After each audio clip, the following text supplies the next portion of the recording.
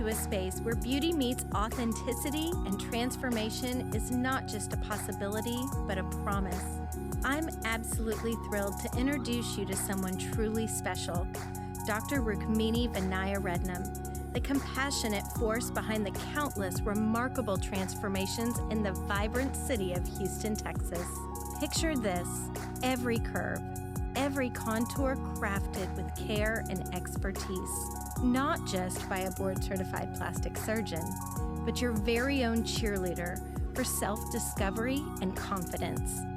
Get ready to embark on a journey where we explore the art of science of feeling your very best self. This isn't just a podcast. It's your cozy corner of empowerment and inspiration. So pull up a chair, pour yourself a cup of kindness, and let's dive into the Confidence Doc podcast with Dr. Rukmini Vinaya Rednam. Welcome to the Confidence Doc podcast. I'm Dr. Rednam, board-certified plastic surgeon in the Houston, Texas area with my Houston surgeons. We have a very special guest, someone I've known for a long time, Dr. Dhivya Srinivasa. Thank you so much for having me, and Happy New Year. So you have a unique situation, right? You're in private practice, but you do largely breast reconstruction, and not just breast reconstruction, but free tissue transfer, free flaps. And that's a unique thing. So how did you decide to start that on your own? Like, how did you end up in that venture? Yeah. So micro, because I just loved it. When I was in training, I was fast at it. I was good at it. I loved having an all-female practice. I loved working with cancer patients, and I was good at it. So that made sense. I did what I think all of us kind of do, is sort of follow the pack. So I graduated from fellowship, and everybody in micro goes into academics. So I took an academic position in LA, and I was the only female, only non-white person in my group. And it just was like the writing was always on the wall. But I had just had my third kid, and we had bought a house, and there's how it is. There's a lot of I just need to earn my living and keep on chugging along. But it became very obvious to me that I wasn't happy in that paradigm. I didn't feel like I could do cases the way that I wanted to. I didn't feel like the experience was like the Srinivasa experience. It was the experience of the hospital, and they weren't the same thing. And then I think we people really don't ever want to talk about the finances of medicine, but let's talk about the finances of medicine, right? When you're employed, you just get paid a salary. Everybody thinks that doctors have their hands in the money pot and that the doctors decide, no, we don't. We literally work for the man, and they determine how much they're going to pay us. And they are the ones sitting at the table negotiating with the insurance companies on how much they think we should get paid. And the worst part is they will often sacrifice our reimbursement, the professional reimbursement, in order to make more on the facility side, which is the hospital reimbursement. So what we're seeing over time is a devaluing of physician reimbursement. So I knew that I was doing 3 to 4 bilateral flaps a week. So that's like 6 to 8 flaps. And I knew how much money the hospital was making because I asked for the data. I said, give me my collections data. And I looked at it and I go, well, just imagine that all those professional fees were going into my bank account instead of the hospital's bank account. I'd be a lot better off, huh? And the thing is, it was so funny is what you hear back from everyone is, you're doing great. Your husband's a doctor. You live in LA. And it's not about that. Am I getting what I deserve for the work that I'm putting in? Am I getting back? Or is some other man eating that paycheck? And the latter didn't sit well with me. I'm lucky. My husband's a professor at UCLA. He was doing well for himself. It didn't really matter if I worked or not. We were in a position financially that it's great that I was earning an income, but I didn't have to, because for the whole time that we've been married, my husband's been out of training and I was in training. So I just decided I'm unhappy with my work environment. I don't think I'm getting paid what I'm worth. I don't think any other academic setup is going to give me the same. So you know what? I'm just going to go out on my own. And if I make it, great. If not, I'll go into real estate or be a really fantastic stay-at-home mom. Whatever it is, I'll figure it out. And I had to make a critical decision of, am I going to be in network or out of network? And I, at the same time, was really watching the insurance companies really destroy physician reimbursement, especially for complicated surgeries like microvascular surgery. And I kind of felt like, I know I'm so pretty young, but there's a reason I'm so busy. And it must be because I am really good at this thing that I do. And I'm doing all these complicated flaps that other people aren't doing. And I'm taking on these hard cases. I deserve to be reimbursed for it. So I decided to go out of network, and I've never looked back. No, that's great. I think it's important to know your worth. And I think that especially for female surgeons, a lot of it is that, oh, your husband's doing great. Well, you are your own individual. And when any of us choose to pursue careers, like we have our own goals for ourselves that have nothing to do with the money. No, absolutely. And beyond that, like you would never go to a male surgeon and go, well, your wife's doing great. I mean, no, we would never say that. So I mean, it's just the oddest thing. I even had this interaction with my old boss where he said, he goes, I have friends at UCLA. I know how much he makes. I got to stop you right there. That literally has zero to do with the conversation between you and I as like an employer and an employee on what I deserve to make. So why are you bringing in irrelevant variables?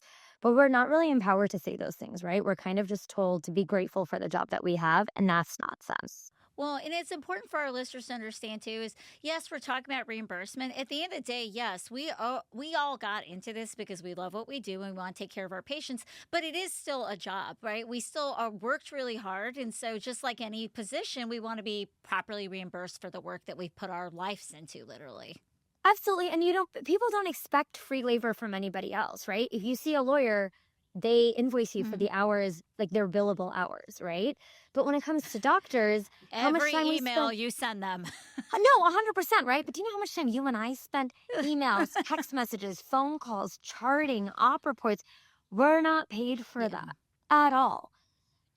So it's just, I don't understand where medicine has gone. It's like a rant. I could go on for hours, but to me, this was an opportunity that I could take back control over my practice, over my skill set, and provide it in the way that I felt comfortable.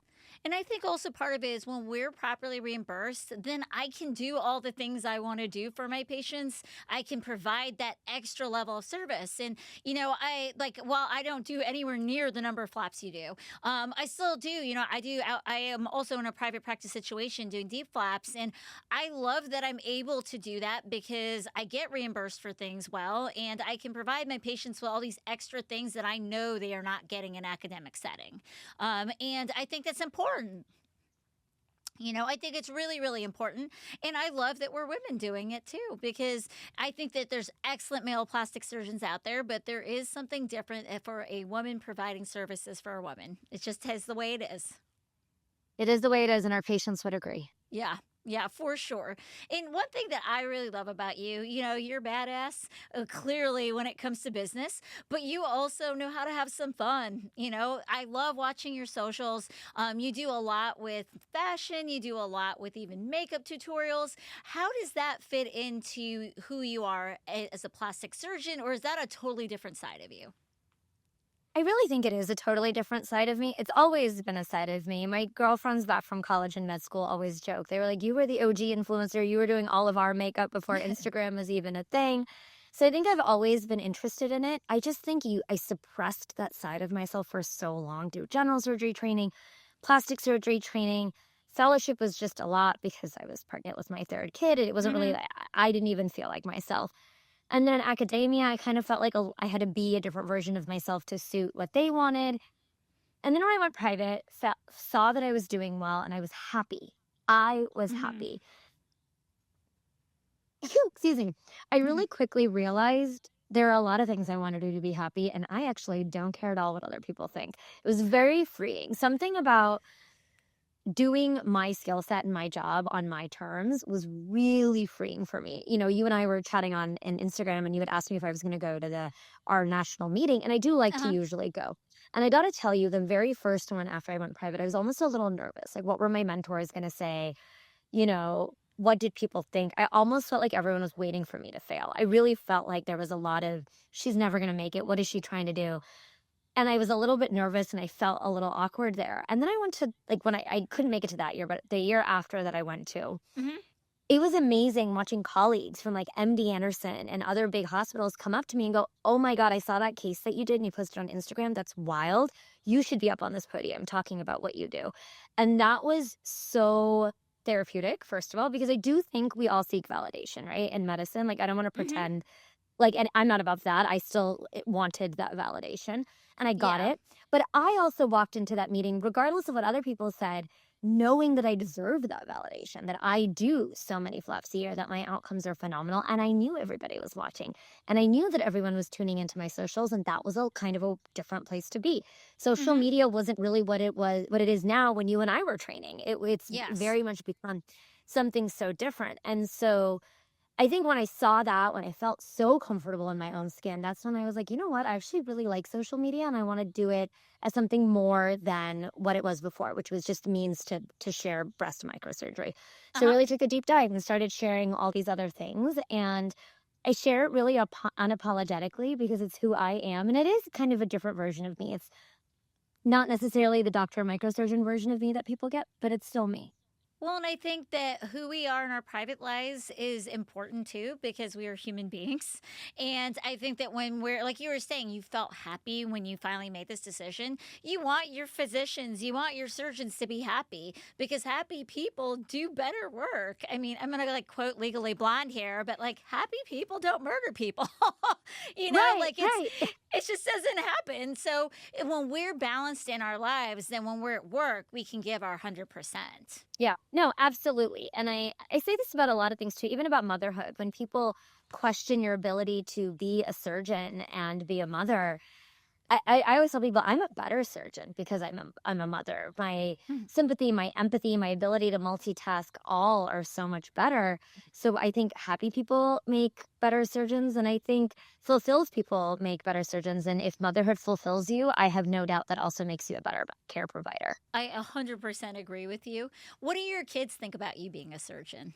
It's funny. When I was growing up, my mom would always say this. She's like, "You guys never took me seriously," and she still says that. My mom's a doctor, also double boarded, and she's right. She was always mom to us, not just mom, but like mom, right? Amma was like, just the nurturer and always there to like help us feel better, cook for us. And I sort of just ignored what she did for a living. I almost never cared. Whereas I was very engrossed in what my dad did for a living as an engineer, even though my mother was the breadwinner. She made more money. Similarly, my husband and I are both in medicine, but I'm the breadwinner. I make more. But I don't think they care. I'll be completely honest. I think for them, still, mom is mom. Mom is the nurturer. Mom's going to make you feel better when you're not feeling well. Mom's going to plan the fun vacations, things like that. So they don't really care. They're a lot more consumed by what my husband does for a living than I do. I like to think of it as like, okay, that must mean that I'm doing a good job at momming too, because they still get that version of me. They think it's a little trippy. The social thing is a little weird for them. They don't really get. But it's interesting. I don't know what they think about it. I definitely has not inspired any of them to go into surgery. I'll tell you that much. That's okay. My daughter said that she'd like to start off doing my husband's job, which is a pathologist. Then she's going to be a surgeon, and then she's going to be a police officer. So I was like, oh, that I sounds love great. that. She's going to do a little bit of That's a great everything. evolution. I like that. Yeah. But what I think it is, I agree with you. Like, there are times which people will talk a lot about balance when it comes to medicine for men and for women. And I think it's hard, but I really enjoy that like I get to be this role model for my kids and see that while I love being mom, that I can be something more too. Yeah, and it's so funny how like triggering this topic is for people on social. Anytime I post about this, I get a lot of the positive too. Thanks for sharing. This is great, but I get a lot of why are you hating on stay-at-home moms? I'm like, I'm not. I was raised by an aunt who chose to give up everything to raise me so that my mother could work, right? So I am not devaluing the woman who chooses to stay home. Society is devaluing her. Society is telling you that she's not worthy of a paycheck or she's not worthy of respect. It is not that one has to suffer at the consequence of another. It is rather that we can be whatever we want to be on the spectrum. If you want to work 1 day a week, great. You want to work 7 days a week, great. Up to you. Live your best life. But the ability to choose and the ability to change is what we all deserve. And I think that's what's really missing. And really, especially in the field of medicine, women are getting bigger numbers in medical school. We're seeing bigger numbers coming into things that weren't traditionally female. So we are seeing surgeons across the board. I mean, I can remember even when we were in training being like orthopedics, that was something that you only ever saw guys go into. And now I'm seeing like whole classes of female orthopedic surgeons, which is just like blows my mind. Yeah, it's amazing. And I think we're definitely on the right track. But I also feel like we got to catch the boys up, right? Because there's been sort of a miseducation of the men.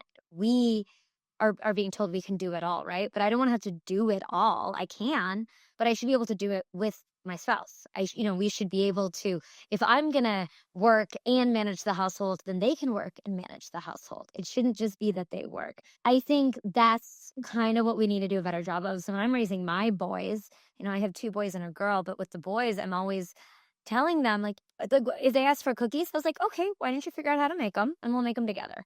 It's we can all make cookies. We can all clean up the playroom. We can all pack for our trip. I couldn't agree with you more, though, about that. We don't have to do it all. Like, if I had to pick, my husband is actually more the primary caregiver for our kids than I am. And it doesn't mean I'm not mommy and do everything I need to do, but he's there more often. So he's the one that takes care of them on a more regular basis than I do. And I don't think in any way that's diminished my value to them, No, it's setting the stage for who they can be, which I think is for both your son and your daughter. Because your son, did you have one of each? Oh, I've got 2 girls. 2 girls. 2 girls. Sorry. Okay, I got that wrong.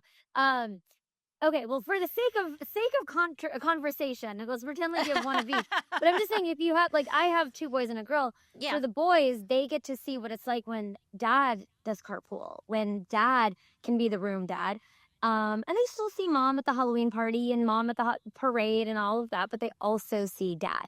Similarly, my daughter sees mom sometimes has to go into work and sometimes dad's going to be the one who does Saturday morning breakfast or whatever it is. So when both genders are getting exposed to that, I think hopefully I'm raising my sons to be really good partners to their wives or, whoever they marry one day. And same thing that my daughter grows up understanding that she can create her own situation. Exactly. We don't need to be stereotyped into one role. We can actually share and grow together because I try to show that to my girls that, like, a really supportive spouse wants the best for you too. It's not just about you, one person, it's about you two together. 100% shared goals. So, what are some things that you are really excited for? We're just a couple weeks into the new year. What are some big things on the menu for Dr. Srinivasa? What are some big things? So I am launching a wellness brand in April, which I am super excited about. Really starting with skincare, and it is entirely centered around my experience as a care provider for breast cancer patients. So what I quickly learned is that women will come into my office and they'll be told that they should avoid manicures, avoid pedicures, stop all their skincare, and just use Vaseline.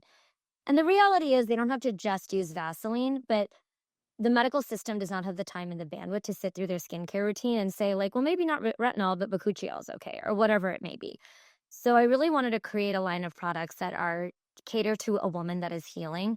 The reality is a lot of us are healing, whether it's postpartum, prepartum, IVF, autoimmune disease, chemotherapy, radiation, menopause, whatever it is, right? And I wanted to be able to create a list of products where I feel I can say, I have vetted these ingredients. I formulated this from scratch. There was no pulling anything off the shelf and putting my name on it. And create an entire brand around what it is to be a woman, because we really do evolve and change so much. And there's so much that goes on with our bodies. And very little of it is explained, and even less of it is catered to that, right? So that is going to launch in the spring, which I'm super excited about. That's, social is a side of me, being a surgeon is a side of me. And I want to say this is like my 4th child. It's a whole other side of me. I've put so much into really like creating a world that hopefully every woman like us looks at and goes, that's where I belong. Like, that's what makes sense for me.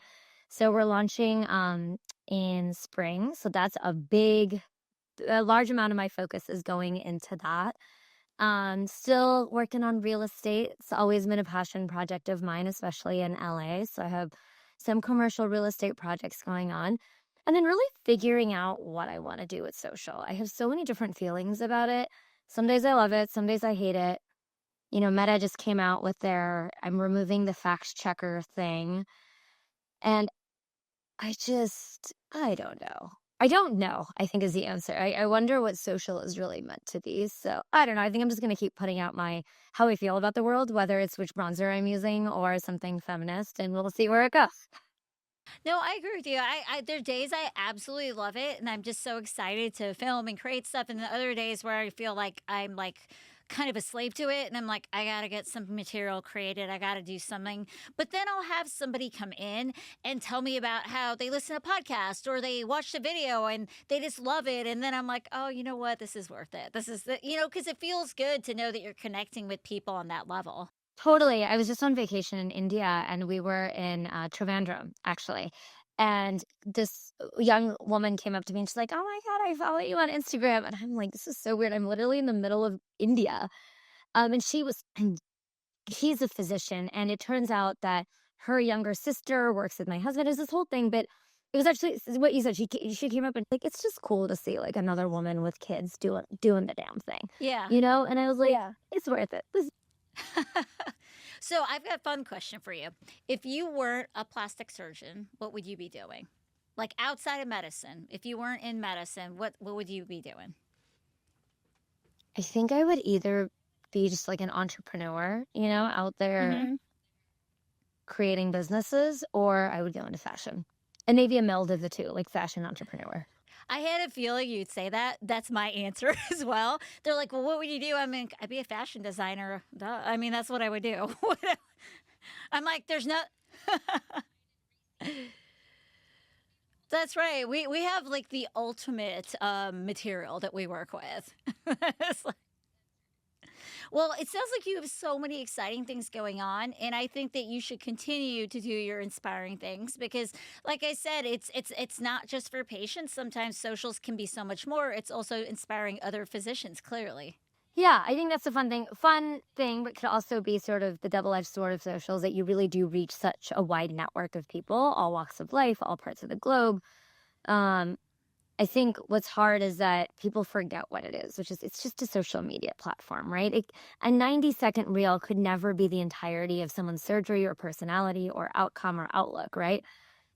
And people take it so seriously. And a part of me is, first of all, it makes me scared to expose my children to it.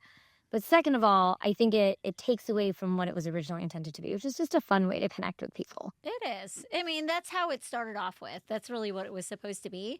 I can hope that as the years go on, people become kinder on social media because it's amazing how quickly people are judged, like you said, or just say these terrible things. And I have been loving this trend of people calling out these trolls by showing their profile pics and stuff. I love it. I'm like, if you're going to say that, we're going to put it up there because guess what? Everything on social media. You don't get to hide in the comments, friend. You're going to be up for all 70,000 people to see. And I think a lot of people do hide. There are these little keyboard trolls that just hide in the comments, but it doesn't affect me personally because I have so much going on, but it makes me sad. I'm like, it's sad to me that you derive pleasure from making anybody feel negative, right? Whether you're commenting, and it's not even about me, it may be about a patient or whatnot, commenting about their looks or it's just, gosh, is that really where we are today? I don't know. I would hope for better. I like to take the approach my mom uses where I just try to make them feel disappointed. I'm disappointed in them. You're like, that's the worst. Exactly. Well, it was so wonderful having you on the show. If any of our listeners wanted to get a hold of you, what would be the best way? How do they reach and connect with you? So for anyone who's looking for microvascular breast reconstruction, my website is diabr.com, diab as in boy, r.com. And then my social handle is at Dr. Dhivya Srinivasa, all one word, no dashes or dots, DRDHIVYASRINIVASA. And don't worry, we will have it spelled. We know Indian last names are not always the easiest. Well, I am very excited for your wellness line coming out. We'll definitely be keeping a watch out for it. And if you ever decide we can go in on a fashion design, I would be game. Yes, at the very least, we need a little shopping spree at the Galleria next time I'm in town. Absolutely, absolutely. Well, thank you again for being on the Confidence Doc podcast, and thank you all for joining us. We are going to keep them coming. This season is going to be all about women's empowerment. We will have other fabulous plastic surgeons, but we're also going to have just a ton of amazing women who are out here to inspire us all. As we wrap up another episode of The Confidence Doc, I want to extend our heartfelt thank you for being a part of our community. If today's conversation resonated with you, remember that Dr. Rednam and her team are here to support you on your journey to self-confidence and beauty. Your story is unique, and it's our privilege to help you create the masterpiece that is your life. If you'd like to book a consultation with Dr. Rednam, you can visit her webpage at drrukminirednam.com. Fill out a contact form, and one of her coordinators will get with you accordingly.